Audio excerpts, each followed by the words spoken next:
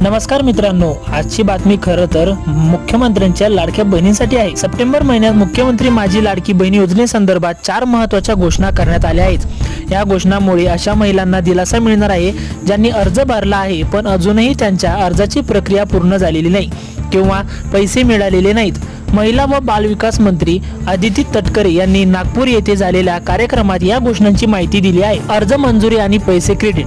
ज्या महिलांचे अर्ज 24 ऑगस्ट पर्यंत प्राप्त झाले आणि मंजूर झाले त्या सर्व महिलांच्या खात्यामध्ये पैसे पाठवण्यात आले आहेत। ज्यांचे अर्ज 24 ऑगस्ट नंतर प्राप्त झाले त्यांची पडताळणी प्रक्रिया जिल्हास्तरीय स्तरावर सुरू आहे। मंजूर अर्जाची यादी विभागाकडे पाठवली जाते आणि त्यानंतर बँकांकडे पाठवून संबंधित महिलांच्या खात्यामध्ये पैसे क्रेडिट केले जातात।